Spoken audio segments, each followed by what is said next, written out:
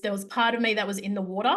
I could feel all the rocks hitting me. And then I realized that there was another part of me to my right and above me that was looking down on me.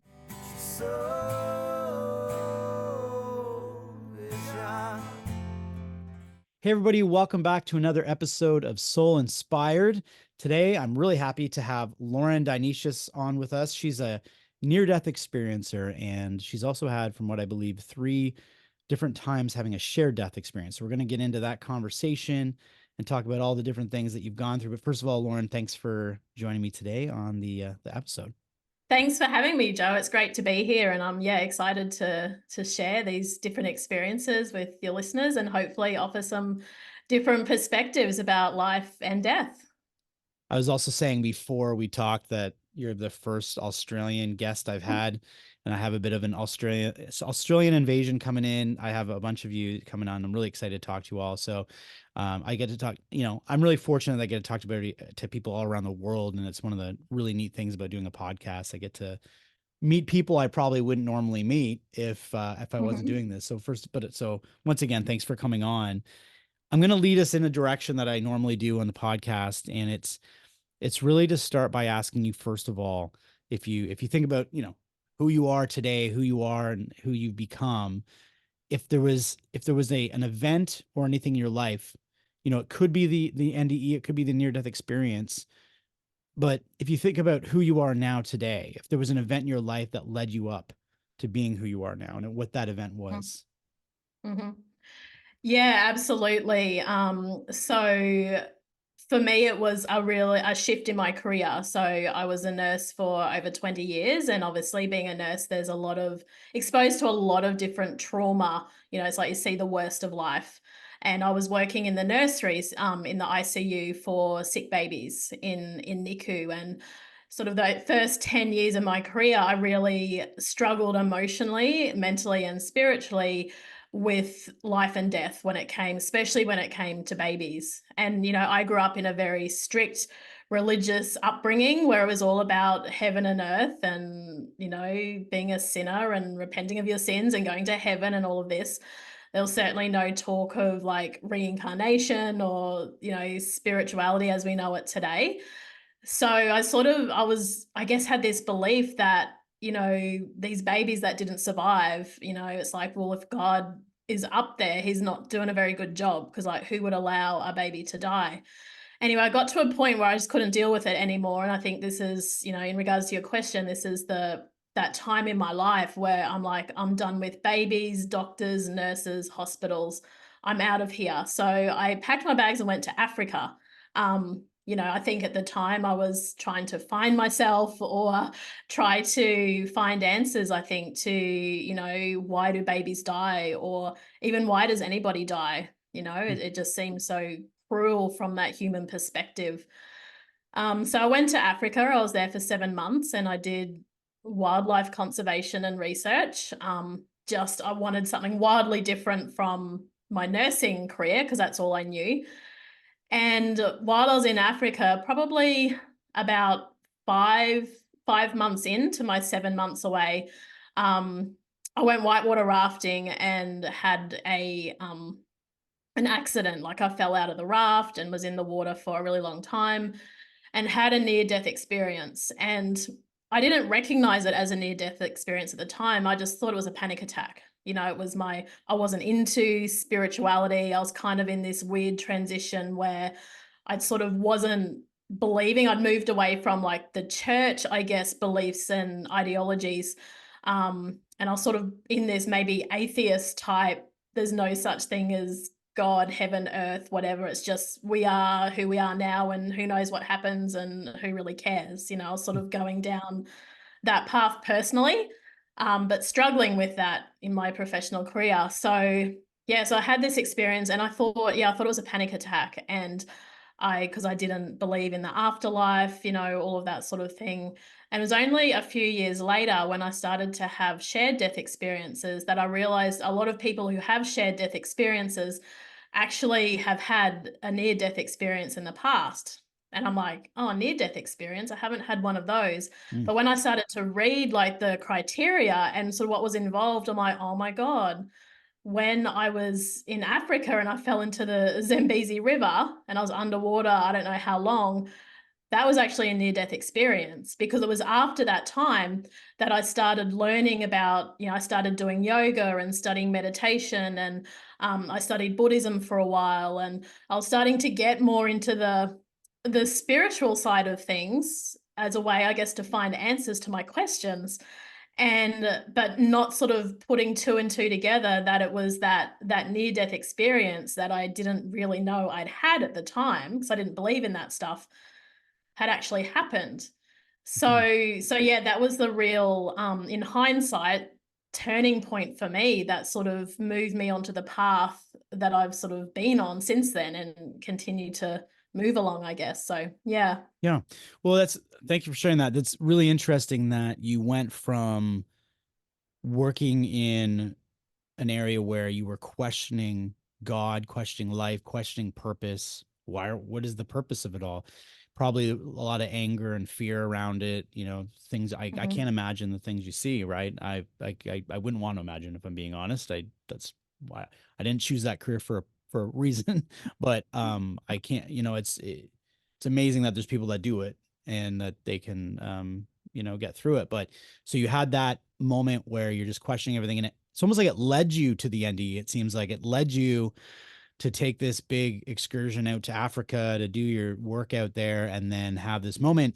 Um, and it's very interesting that you didn't actually know you were having that. I've talked to quite a few people now that had NDEs, and I have a lot on the way. And a lot of the times, not all the times, but quite a few times, they immediately know the impact when they're waking up.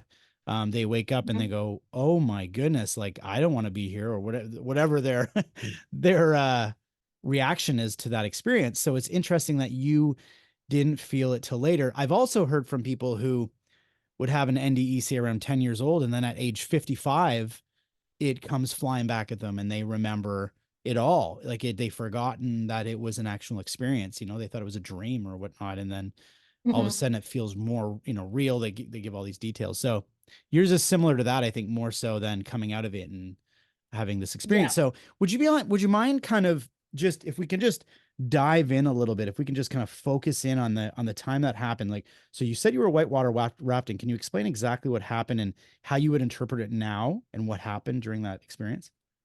Yeah, so I had booked this whitewater rafting trip. I'd been whitewater rafting before, loved it. But when I was sort of getting ready to get on the boat, on this particular day, I just had this weird feeling. I'm like, oh, like it just felt like I just felt really unsure. I suddenly sort of had cold feet. I'm like, oh, I don't know if I should be doing this. And I'm like, no, no, I'm just nervous. I'm just anxious. It's like, it was a much bigger river. It was the last day of the season. The water was really low, which meant the rocks were really high. So it was going to be a rougher ride than normal anyway.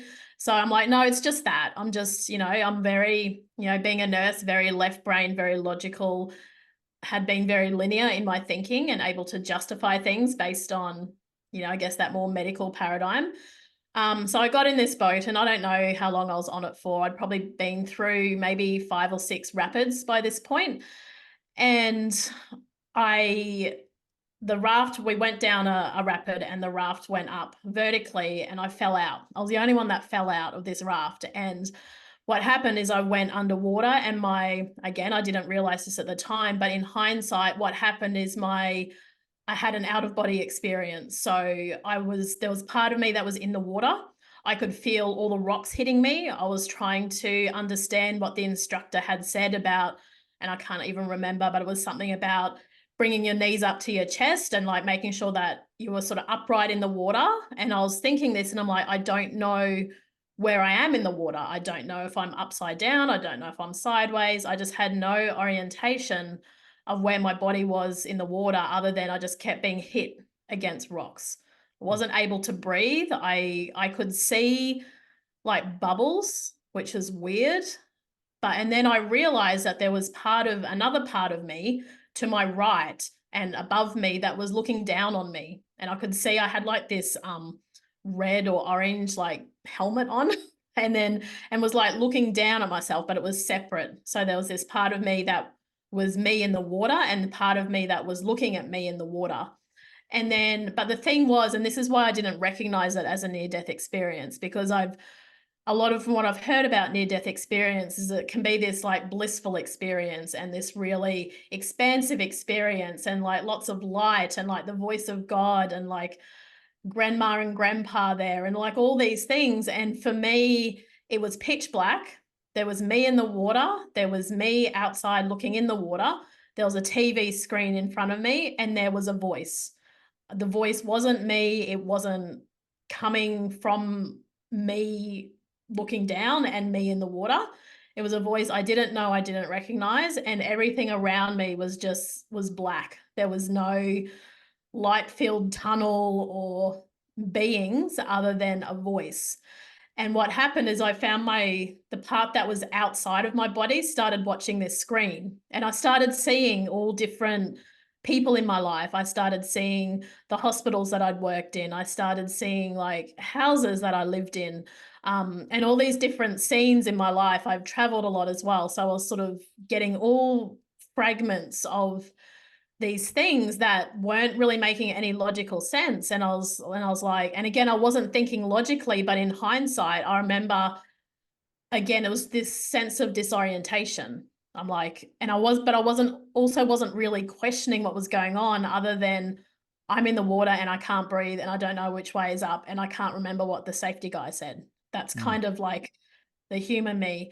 And then there was this voice that came again from the right side of the part of me that was outside of myself, which I now believe was my soul. My soul had, come out of my body to a degree, because I still have no idea how long I wasn't able to breathe for. And this voice come out and said, it's not time, you need to go back. You need to go back for the children. And that's all it said. There was no, hi, how are you? No, like, acknowledgement of anything else other than, no, it's not time yet. You need to go back for the children. And I didn't think of anything at the time because not long after that, a kayak came along and I was sort of wrenched up onto the back of this kayak. And I remember it just being really bright. And I remember just like heaving, like just breathe, like finally I could breathe. Finally I could breathe. And he sort of paddled to the side because I was in the part of the Zambezi River where it was basically cliffs on either side. And there was a little bank with like rocks and like a rocky sort of sand and boulders and yeah. And so he said, let's stop here. And he said, when the next raft comes down, you can hop in that and continue. And I said, I can't remember my exact words now, but basically there was no way on earth that you're getting me back in a raft because I was like gasping for air. I was in total shock. I was trembling, shaking, freezing cold, so cold. And I'm like, no, I'm not getting back in there. Like, I want to go back to wherever, we were at a campsite somewhere. So anyway, I had to then hike up this cliff. I don't even think I had shoes on and hike up this cliff with this guy with his little kayak and then someone come and took me back. And so for hours after that, again, I was in shock. I was numb. I didn't know what had happened. I was confused. I was cold. I was trembling. It was like this crazy adrenaline rush. Um, and it was only sort of later down the track where I was, probably a few days later where I thought, oh, I wonder what it is about the children. And I started to get worried because at that time, the only child in my life was my niece, who was about 8 at the time. And I thought, oh my God, maybe something's going to happen to my sister or her husband, and I'm going to need to sort of take over her care. And that was kind of like I thought about it sporadically over the years, but wasn't something that I was like, oh my God, I had an NDE. I just remember thinking it was not a positive experience for me at the time. It certainly didn't feel like I'd had any life-changing event. I thought I'd had a really traumatic event, that sort Mhm. of scarred me. And I've never set foot in a raft again since then. Right. And this is about 12 years ago now. So yeah, but again, like, yeah, looking Okay. back on that, I feel like that was a big turning point for me. I just didn't realize it. And it sounds crazy. It's like, how do you know? How can you not know that you had an NDE? And it was like, well, it was just that mindset I was in. I just was not in a space of thinking like that. I was like so clinical, and there Yeah. must be it's a panic attack. That's the logical explanation.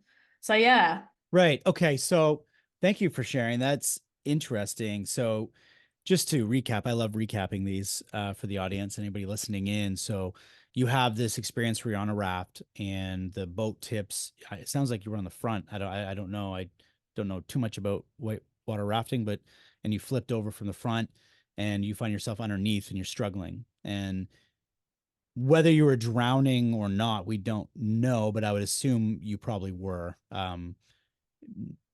At some point you were kind of, because it sounds like you spit up water after and you had that experience. So, you're lucky you came out of it the way you did. While this is happening, this is where I got a little bit confused, and this is why I'm gonna just refresh what happened. So, you're you're aware of your body hitting rocks. You can probably feel it. You're going through all the pain and the experience itself, but then at the same time, all of a sudden, you're looking from above at the same time. But you said you were in darkness, or not in black. You were kind of like in black. So was the Mm. black kind of like around the whole viewpoint, or what do you mean by that? How do you see black, but at the same time experience what you're going through and seeing yourself from above? Can you explain that a little bit further?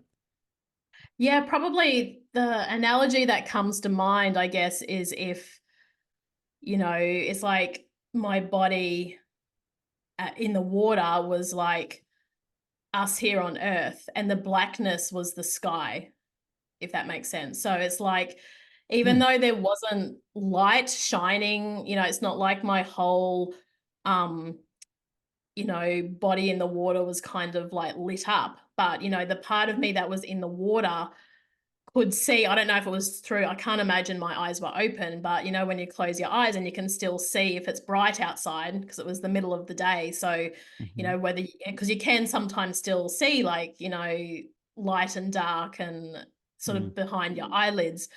So that part come from the part, I guess, of my consciousness, of my soul, that was still inside my body, living that particular time.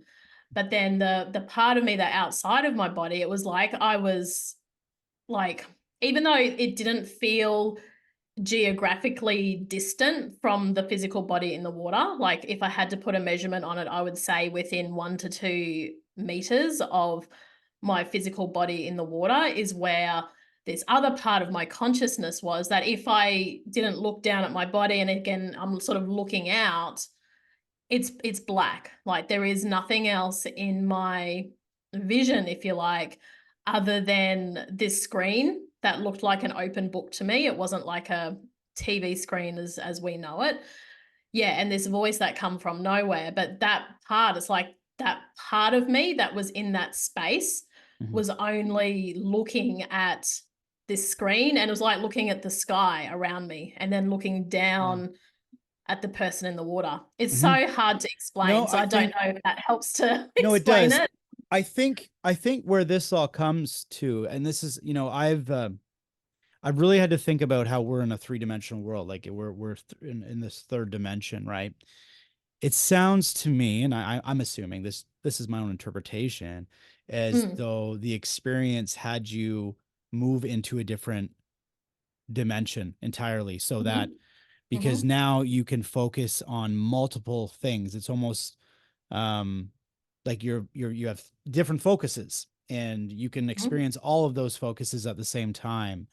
Yeah. And likely if you were on your way from away from this world, Yeah. then the focus started shifting away from here, and all of a sudden you're more aware of the focuses that are also already part of who you are in your consciousness. This is my assumption based Mm, on what mm, you're saying and what I've heard other mm, people say.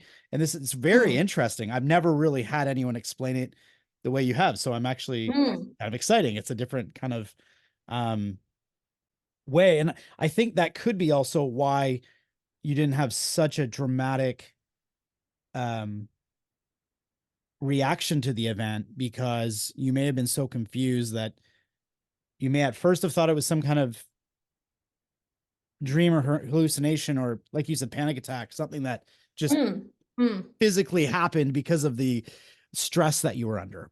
I'm yeah, assuming that could yeah, be what where you were kind of, because I know I the first thing I thought was, what do you mean? How did you not know you had a near death experience? But then as yeah, you yeah. explain the way it happened and how it was somewhat brief in comparison to some other, Yes. had it kept going on and you went through this tunnel and you were in a forest Mm, with Jesus and you had like, yeah, okay. mm, Now coming back, you might have a little bit more of, let's figure out what just happened. But yeah, you're coming yeah, back with a scientific mindset and mm, trying to just make sense of it without sounding like you've gone kind of wacko, and yeah, trying to get back to reality in this world, right? yeah, Am I kind of on the same yeah, page there?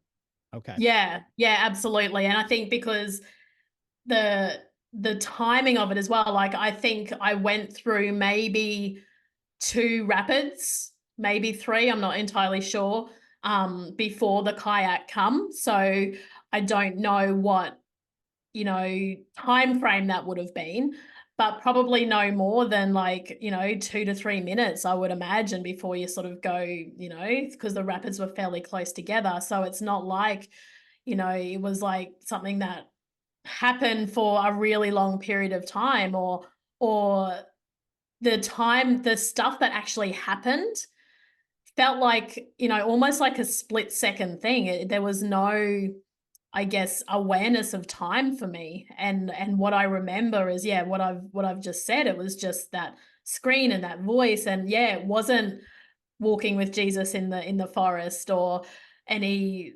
beautiful like beings or angels or light lit tunnels and that sort of thing. So yeah, so it was very different for me, which is why I did not see it for what it was.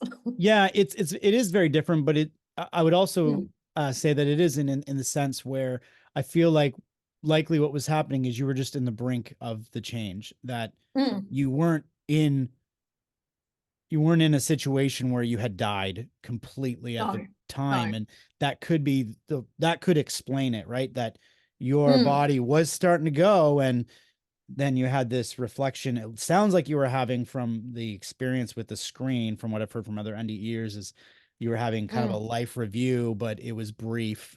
Yeah, And then there was this agreement that no, it's you got some work to do.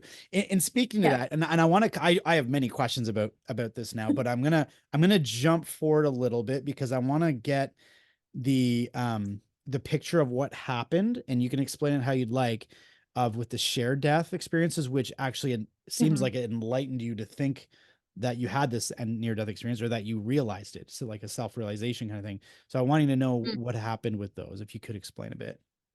Yeah, sure. I'll try. I think it's hard to take something so cosmic in many ways, but I really liked what you said before around like it was the expanding my awareness to be able to be in different dimensions simultaneously, because I think, that's the perfect sort of, I guess, intro into the shared death experiences, because I had three of them within probably 12 months of each other, I would say.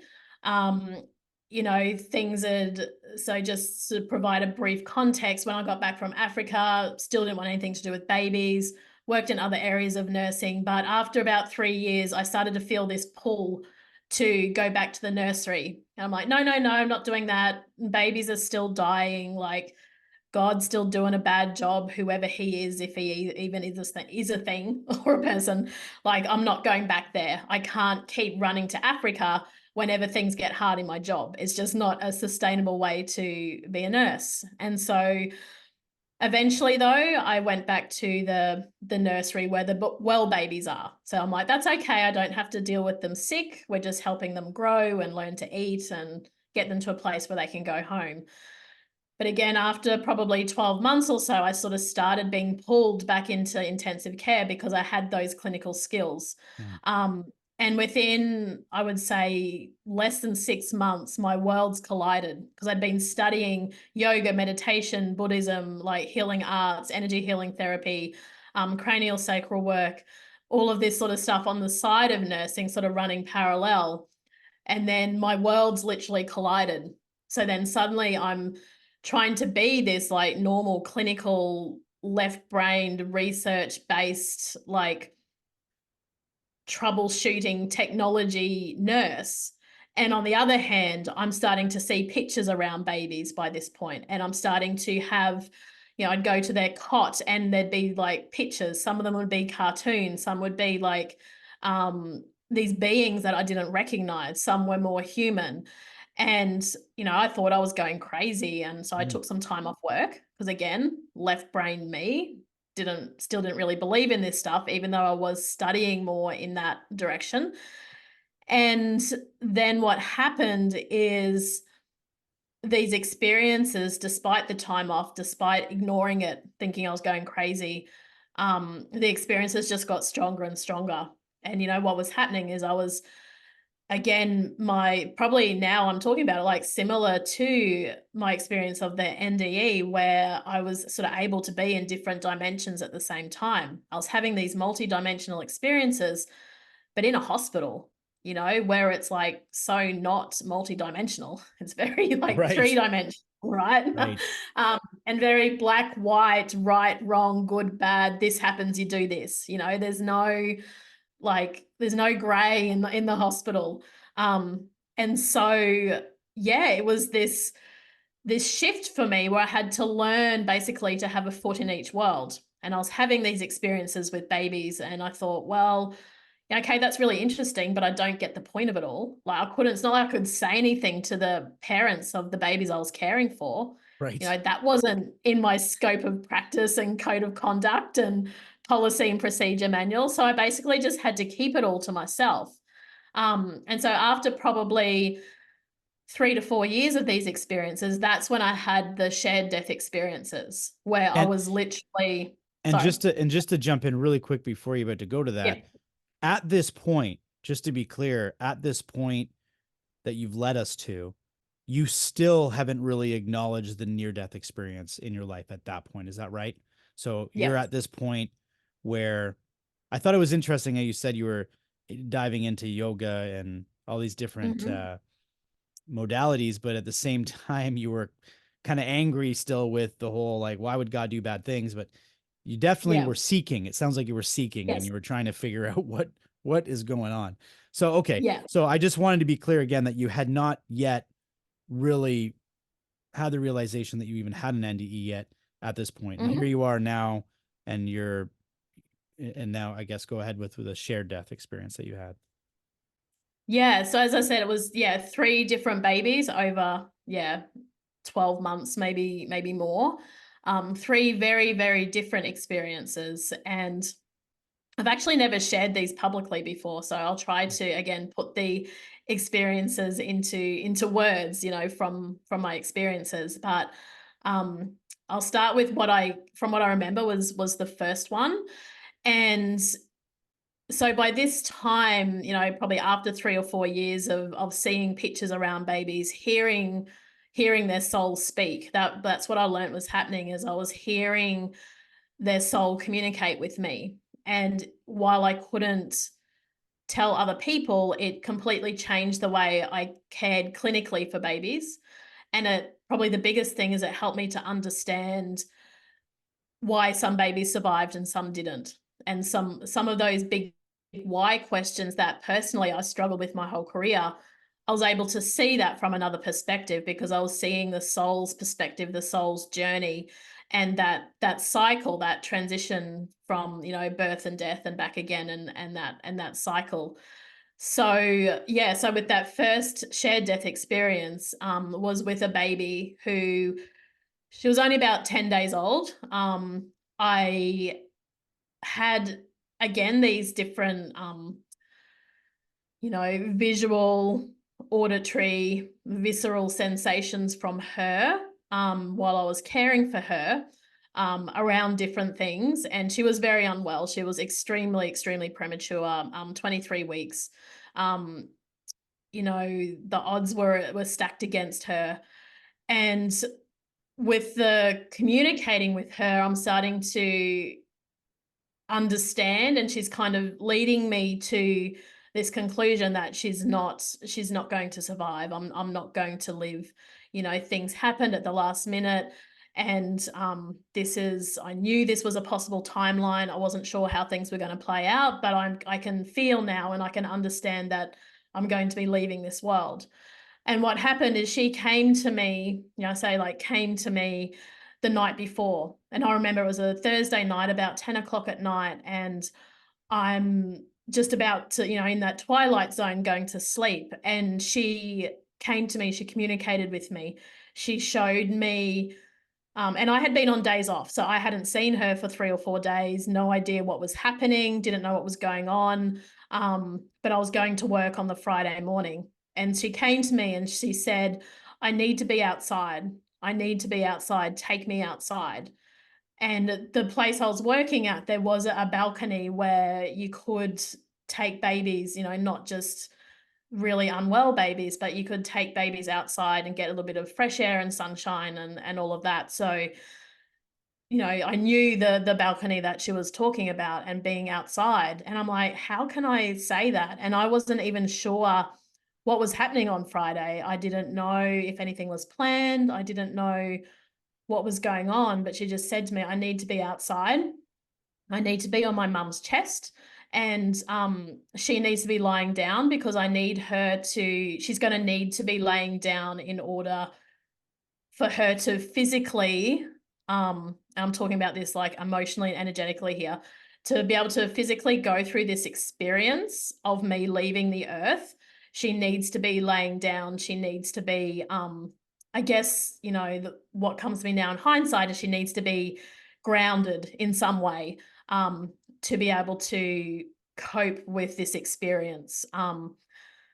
And I went to work the next morning, not having any idea what to expect. And at the beginning of a shift, we always have like a little team meeting that's like, this is what's happening today, if there's different things going on. And yeah, the first thing they said in that little meeting is that, this particular baby, the plan today is to discontinue care. She'd had some really big bleeds on the brain, which is very, very common for extremely preterm babies because their blood vessels are so fragile. And I'm like, okay, so to myself, I'm thinking, okay, like this makes some sense now, like why she came to me. And then I thought, well, I can't say take her out to the balcony and have mum laying down and put the baby on mum's chest. I'm like, I can't say that. Right.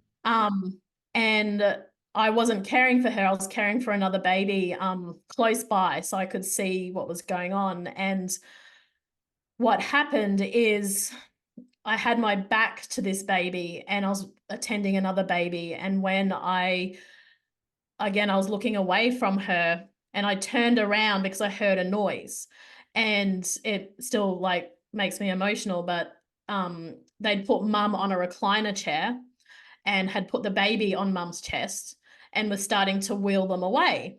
And I was like, and they'd taking all the ventilators and all the infusions and all the lines with.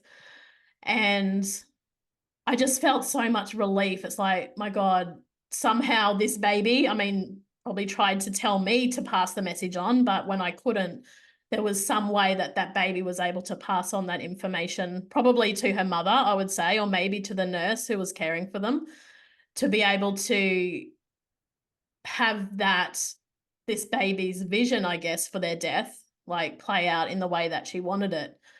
So that kind of happened. And I felt a sigh of relief and kind of thought, maybe that's it. And then I can't remember the exact time frame, but I want to say it's like between like probably an hour or so later after this, I literally had an experience where I was in two places at once. So there was me, in the nursery, the clinical hospital ward with other babies around me and other people and the desk and the chair and all of that. There was that part of me that was very focused on that because, I'm still trying to do my job here. And then there was it's hard to describe what happens, but it's almost like a filter or an overlay comes over that. So I'm still seeing what's in front of me, but I'm also seeing somewhere else at the same time. And what I could see, and again, I wasn't out there, but I could see the balcony. I could see the mother in the chair, and I could see that there were nurses and doctors sort of pottering around, and we start to gradually remove lines and all of that. This baby was couldn't breathe on its own, so it had a breathing tube, was on a ventilator. And I just sort of had this, it only lasted a few seconds. It sort of came over my awareness and then it left. And then what happened, again, only a few minutes after this, is I saw again in my mind's eye a whole, I don't know what you call them, flock, I don't know, of angels coming. And I could hear, those like horns that they supposedly play, and it was just this wall of white. But I could pick out like different angels, I could see wings. And what happened is like my awareness was taken back to that chair, and there was all these angels around everybody, and they all, it's almost like they moved as one. So they came down and it was like they took this baby Mhm. and then they left. So they sort of came down like this and then off off they went again. And again, this was like a vision that only lasted a few seconds. And I was like, oh, I wonder what that's about. Like maybe that means that she's passed away. So again, I had other critical babies I was caring for, and I'm trying to make sense. And I thought, can't do anything now, but what I'll do is I'll go back later and I'll look over the clinical notes. Mm. It's not something that we're really supposed to do. We're only supposed to look at the notes that for the babies that we're caring for. But I Right. was like, no, I need to know what happened here.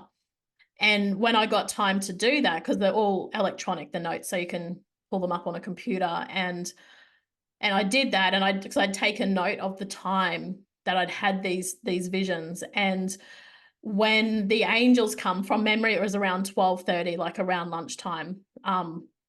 It's like, I saw that vision of the angels coming, and it was 12:35 that um the doctors or the nurses had written in the notes that they removed the breathing tube. So it's like these Wow. angels came and collected this child within minutes of removing the tube. It was, and I see that as a way to almost like soften the blow or the trauma of the death on the Mm. soul of this baby. It's like we're just going to Mhm. take you just before that moment. Yep. Um, and so that was really bizarre to me. I'm like, okay. And then it was about within an hour, I think it was maybe somewhere between 1:30 and 2, this that they called it, it was like the time of death was like 1 something PM.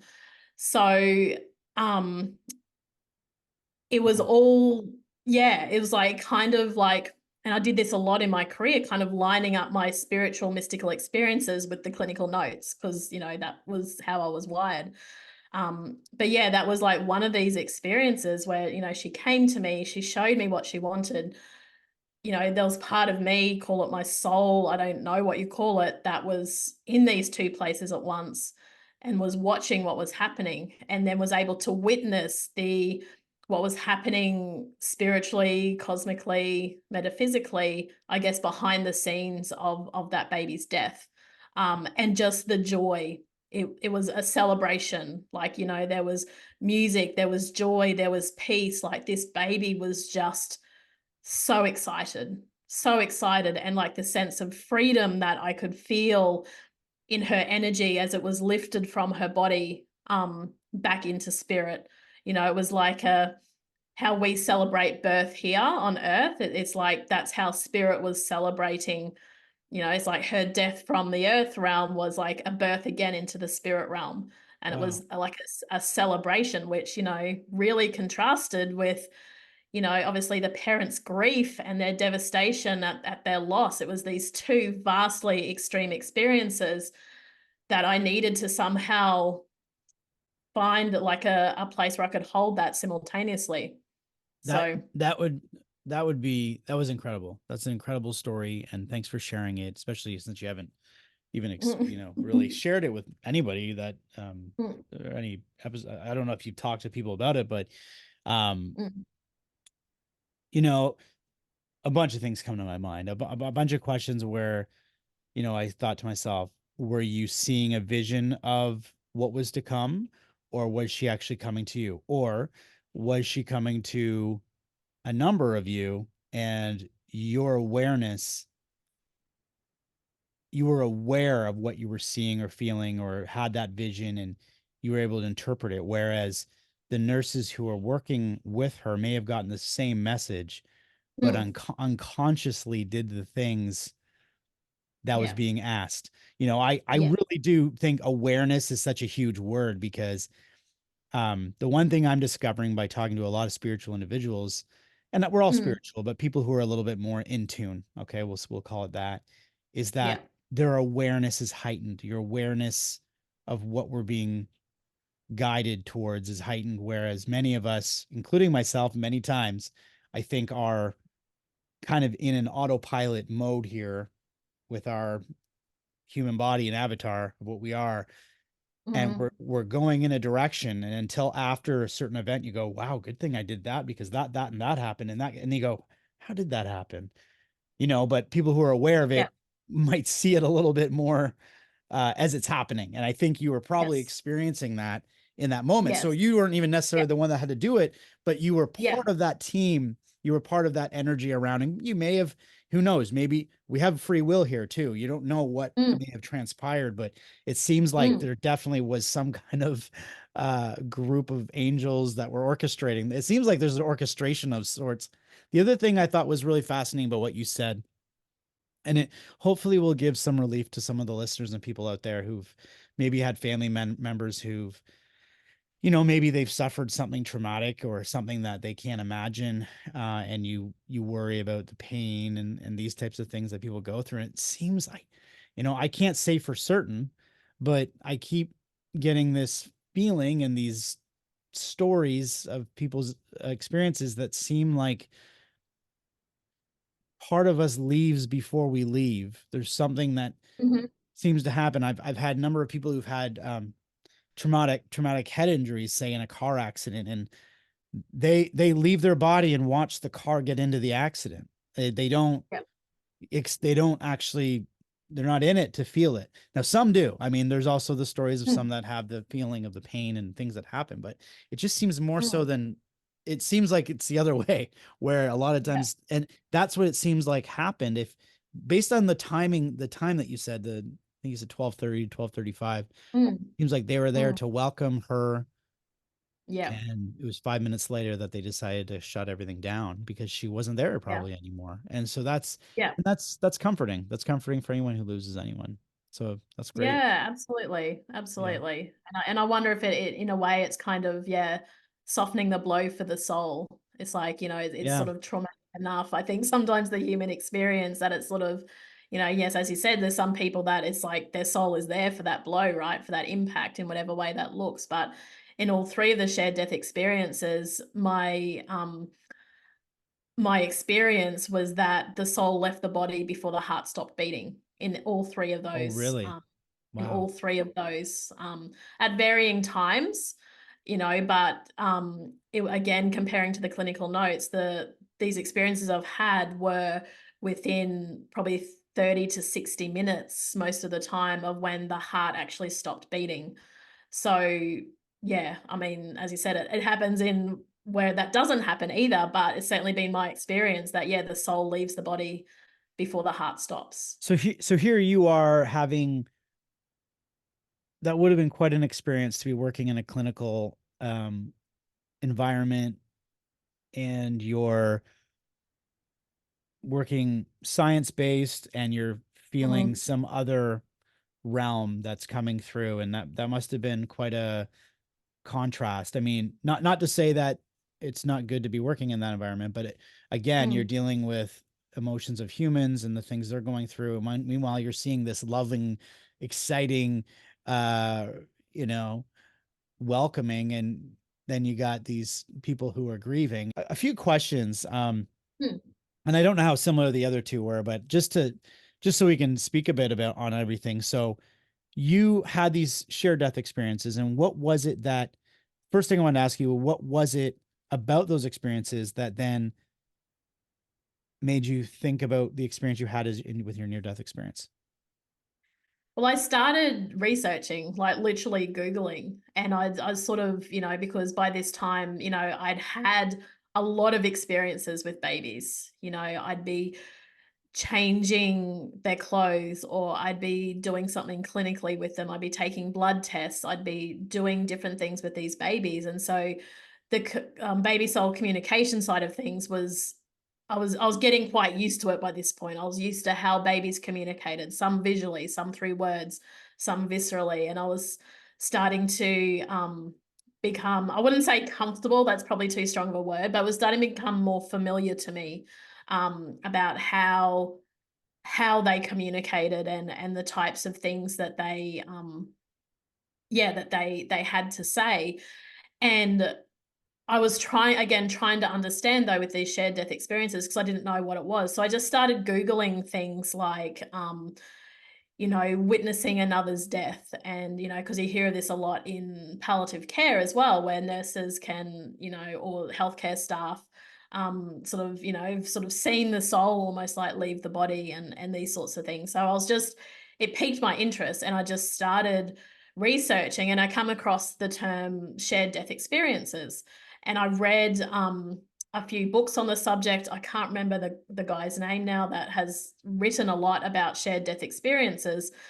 And as I was reading that work, it mentioned that he listed some percentage. I can't remember exactly what it was now, but it was more than 50% of people had experienced a near death experience like earlier, and that you are more likely to have had a near death experience if you've had a shared death experience. It was almost like a precursor in many ways.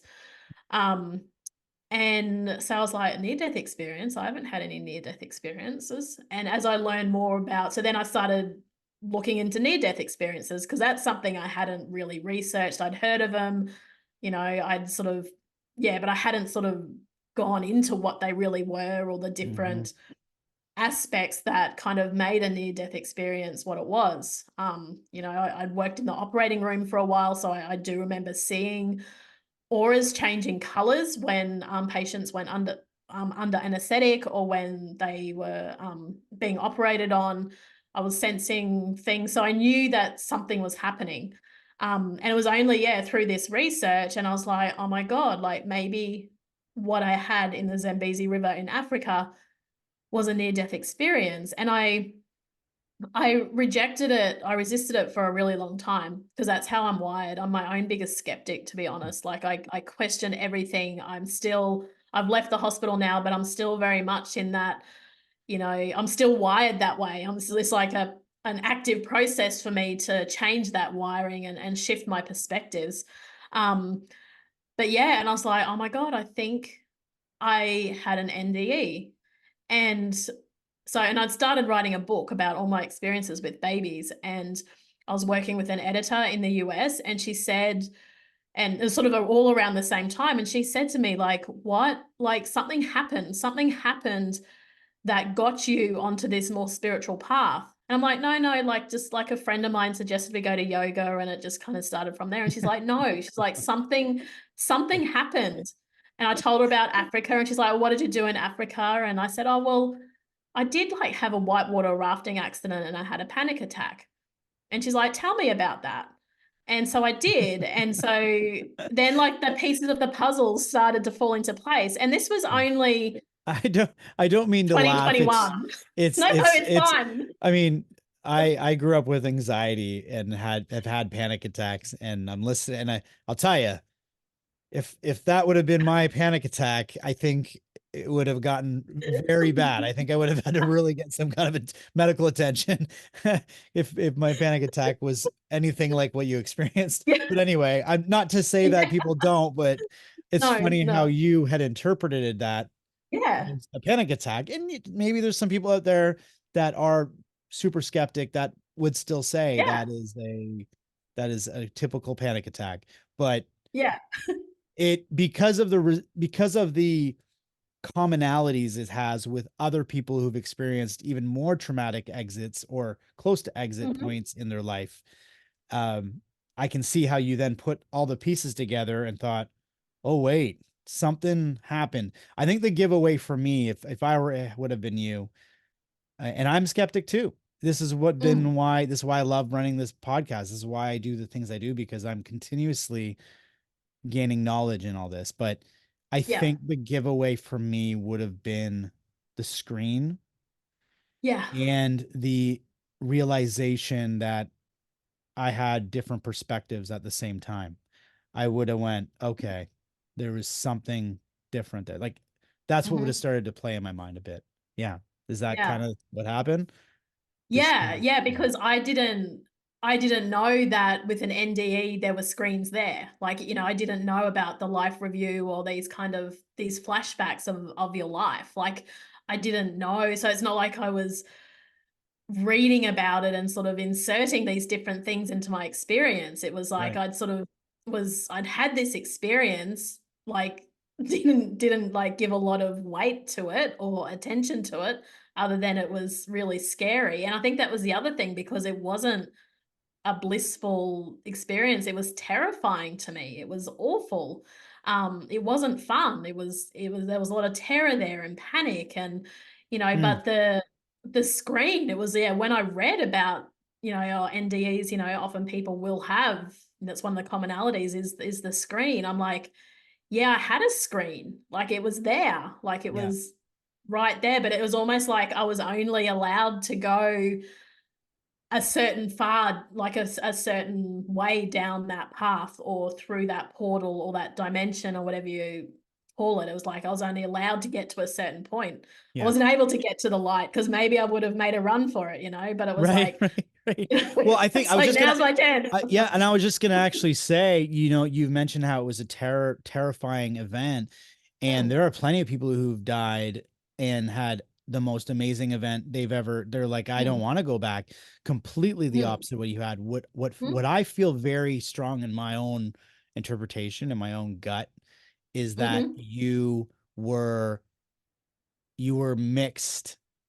You hadn't gone, you hadn't passed, Mm, so you were mm. kind of in that in between stage. Yeah, And that probably yeah, would be terrifying because you're not only experiencing the spiritual, but you're still in the physical realm experiencing yeah, the terror was likely coming from the panic that you were stuck and you were yeah. breathing in water likely. And that would be, Mm, I not to drowning is one of those things I think a lot of people are very terrified of. mm, I just seen an NDE video on someone who did, and he said once that breathing in of the water happened, though, that it went from one extreme to the other. It was beautiful. It was like an immediate, so, and I thought, well, that's good because I think that is something that people are really scared of is drowning. mm. It's one of those deaths Yeah. no one wants, not No, that any no, death is great, but that wouldn't be a no, fun one, I don't think. no, Um, no, so no. okay, a question for you. So you had this event, everything happened. Now, two questions. One of them would be, this one's going to be an interesting answer because again, you didn't have that full experience that some get. But if I were to Mhm. say to you, did this feel now years past that you've put it all together? Do you believe in any way? Is there any skeptical part of you inside of your mind right now that says that was just a dream? Or did it feel different than that? No, it still feels very real. Like to me, that experience felt like it could have been this morning. Like it's so vivid, even though it's like a snapshot. It's not like or it's almost like an Instagram reel for me. Like it's a short video, I guess, that is so vivid, so real. I feel like I could reach out and touch it. Like it's so, even though it was 2011 that happened, end of 2011. So, it's been like just over 12 years now, but it still feels like, yeah, it just feels so close still, so Mm-hmm. vivid. Mm-hmm. Um, and so yeah, there's no part of me that I guess doubts that, because it's like I know in my heart that that was something that I experienced, even though I had no clue what that meant for 10 years, Yeah. and So didn't care. yeah. So even though knowing it wasn't a dream, I would Mm, assume the first thing that came to me just now when you said that, it felt like a hmm. moment in time where the fabric of your reality was torn for a moment and then put Yeah. back together. And Yeah. that, because most people don't experience that, we Yeah. don't have nothing to compare that to. I think the Yeah. closest thing I would probably compare that to, not to say this is something people should do, but I've spoke with many people who've had NDEs, and they would refer to with their younger years when they'd experience psychedelic drugs and things like that, Hmm. and they would Hmm. feel that same, little bit the same but different at the same time. Hmm. And I'm like, well, Hmm. if you're doing that many drugs, you're playing with fire. You're getting close to Yeah. that. You know what I mean? I hate to Yeah. say it. Yeah. Like Yeah. you're playing games Mm, with our reality. So it makes sense to me. yeah. That's the way I look at it. So it feels like instead of Yeah. it being like a dream to you, it was like a quick tear in your reality that came back, Yeah. but that still happened, for a moment, and it feels Yeah. like it is just as real. It's not the same as having like a recurring dream or something that, No. you've had a few No. times and last night's dream or whatever. Not the same. No.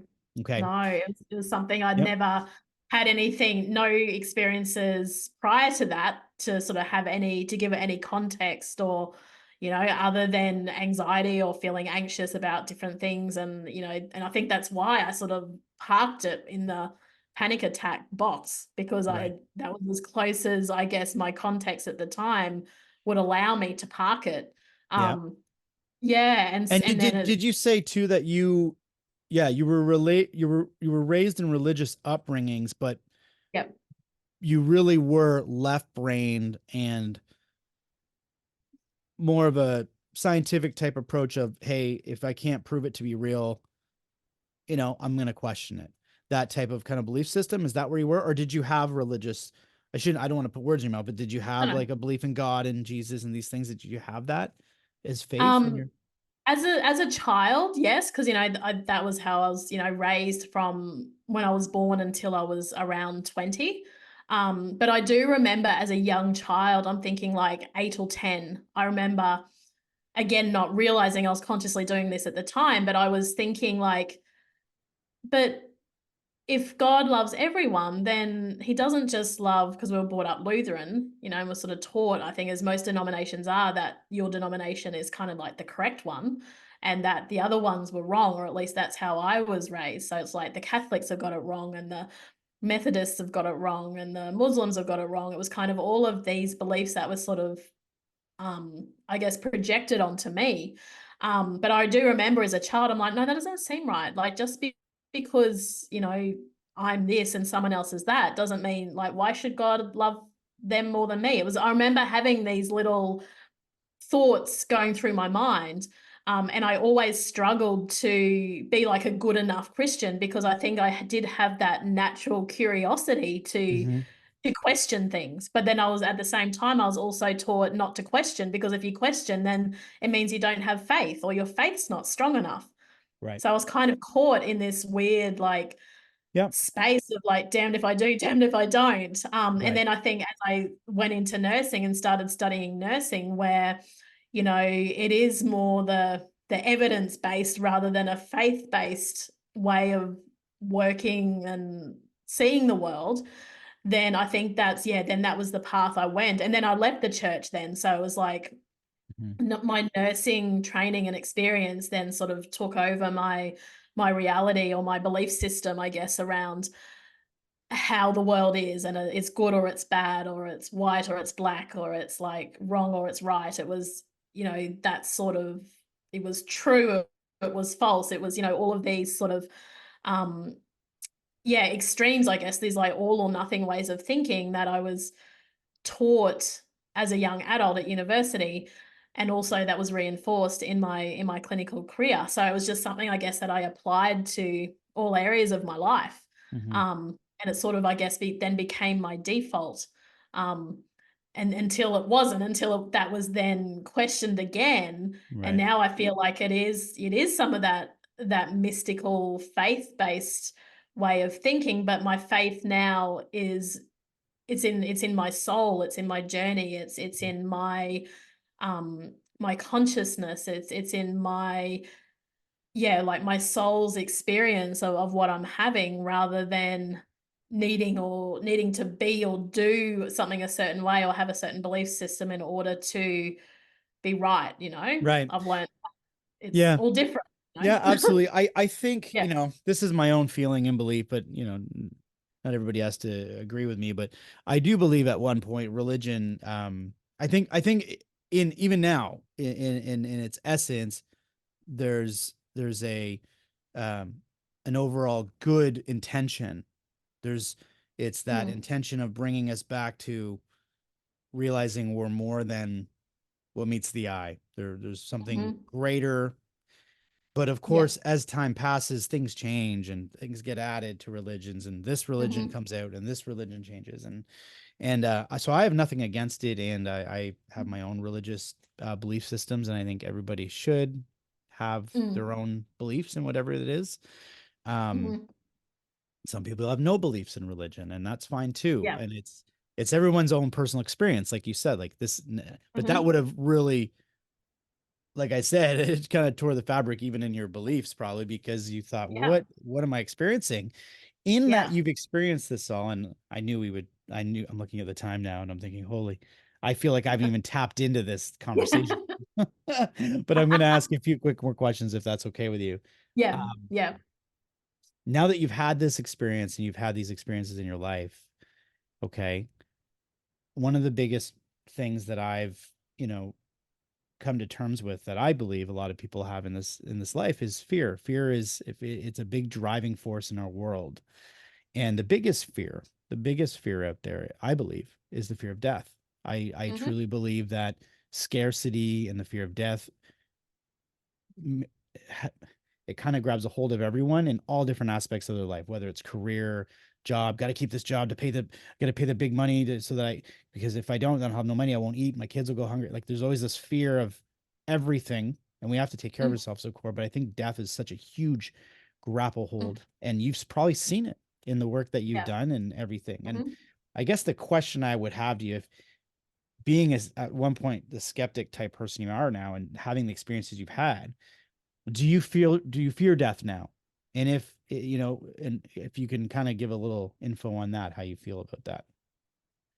Yeah, I used to fear it a lot, obviously, but I don't anymore. And I think what I've learned is to have like be able to, yeah, hold the different perspectives. I think, with the death of a human, it's a very real experience for the humans left behind, right? And I would never want to deny or dismiss that experience because it's very real. But what I've learned to do now is have this other perspective as well. It's being able to see that, and my belief is that, that when we die from earth, we are birthed again into spirit. And so for me, like that helps me to not fear it, to start to find more, not acceptance, but more understanding maybe that, this time here on earth isn't it. It isn't like the beginning and the end. It's a journey that we go on, or our soul goes on for this period of time, however long it's going to be.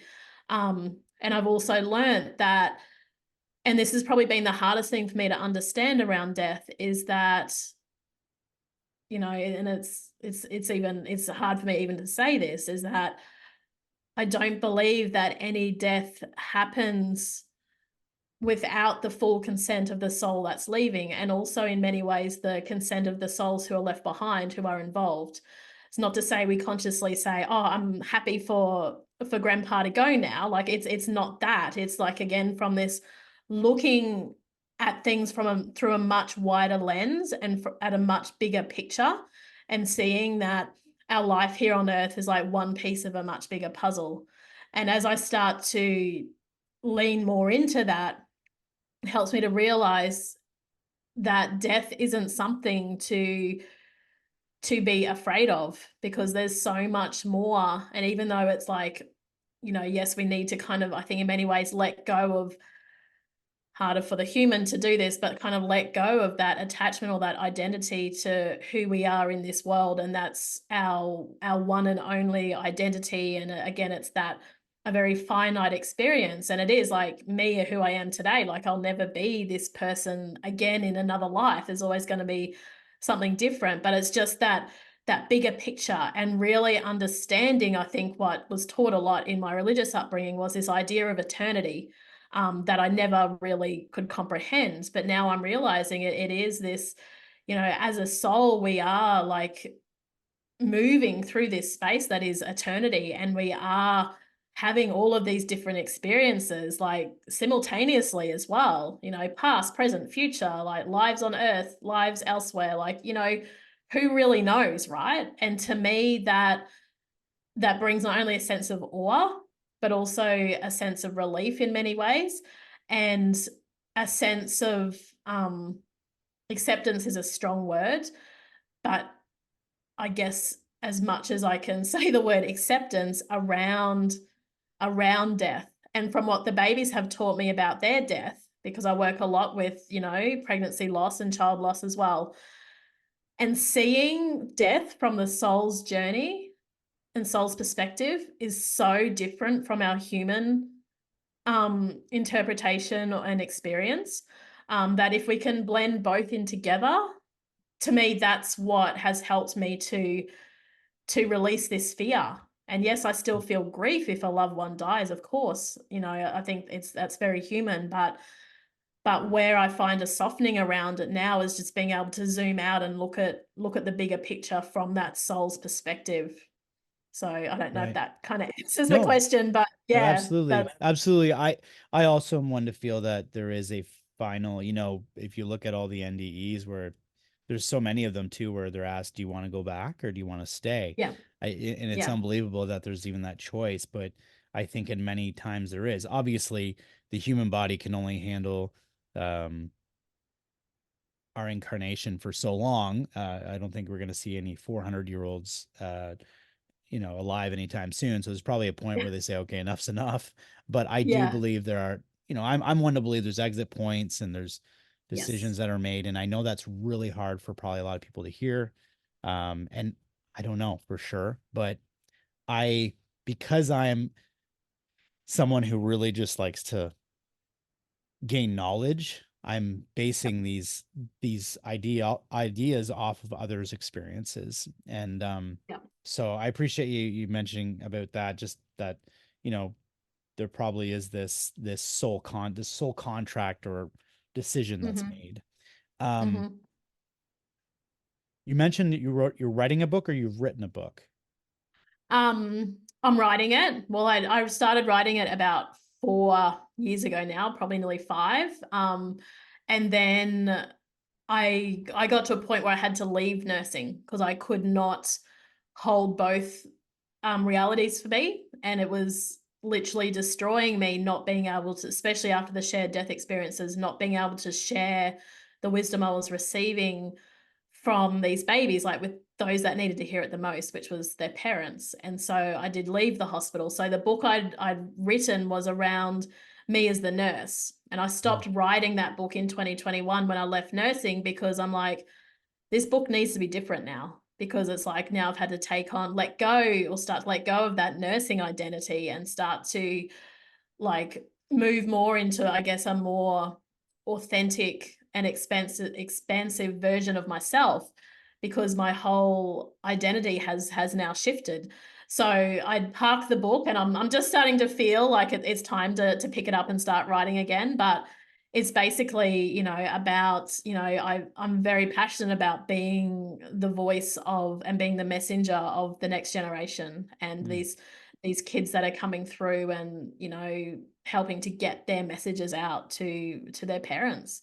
So that's what the book will be Okay. about. But yeah, it's still like, Still in the yeah, works. Still in the in the works. works, Well, in the based on pipeline. Yep. based on hearing, that's the first shared experience I've ever heard with children. So I think, if the book had that in it, I'm sure that Mm, people would really be interested in hearing. And you said there was the other couple that you've had, and then there mm, could be even other things you've experienced. yeah, So, yeah, just yeah. for, I just wondered if there was that, and how can people find you if they wanted to talk to you more about your experiences? Is there any way people can contact you? Or are you kind of private about that, or? Do you have a No, website? my business is Born Energy, and so I work with women all over the world. I do baby soul readings and child soul readings and distant healings as well. And working with women from preconception, those trying to conceive, helping them to gain some insight from their baby soul's perspective about the soul's journey, especially when things are happening or not happening, or, all of these things, as well as working with women through, any sort of loss. That's probably my biggest cohort of clients, is through miscarriage, termination, ectopic, stillbirth, and helping to shed light on the soul's journey around that, the baby's soul's journey. And then also working with babies once they're born as well, and helping parents to understand their child better beyond the physical, more into the soul of that baby and what that child's here to learn, and their past lives, personality, like their timeline possibilities and purpose, and all of these things as well. So yeah. Is there a website that you have for that? Is that the Born Energy? Is there a Yeah, website or so anything? it's just bornenergy.com.au. I'm on Instagram under Born Energy as well. But yeah, probably, yeah, Great. Instagram or the website is probably the best place to find me. Perfect. Perfect. And the last question I always ask everybody, I can't have a soul inspired episode without asking this last question. And it's really just what speaks to your heart, what comes to you first when I ask you why we're here. Why we're here as a collective, or why we're here personally, or Yeah, why do we as humans incarnate? Why do you feel like we come here? What do you think the main purpose is for our coming here? I believe it's to give our souls a different experience of our consciousness and our awareness, and to learn, to grow, to bring balance. I very much believe in karma as a way of balancing, rather than right, wrong, being punished or rewarded. So, I feel coming to earth is like a profound opportunity to help balance previous karmic relationships with other people from previous lives, as well as the evolution of the human soul, or the soul in human form, as a collective. So I do feel that we have, yeah, a personal mission here from our soul's journey, but also a collective mission around the evolution of humanity, and the growth, and the systems and structures, and beliefs, and all of these things as well. So Wow. yeah. I love that. I mean, that all feels resonates with me. I get a lot of different answers for that question. Some people just say to love. Mhm. And that's fine too. It's like that's why we're here, right? Yeah. It's one of those Yeah. great things. So I do want to thank you for being on here today. It's been fascinating. And again, went in the direction, as I always say, that I don't expect, but that's what I love about these conversations. So thank you so much for taking the time and talking to us today. You're welcome, Joe, and thanks for having me. It's been great, and I love what you're doing, and bringing awareness to these different perspectives on our human life. I think it's really important. So thank you. Thank you. Thanks so much. So is ya. So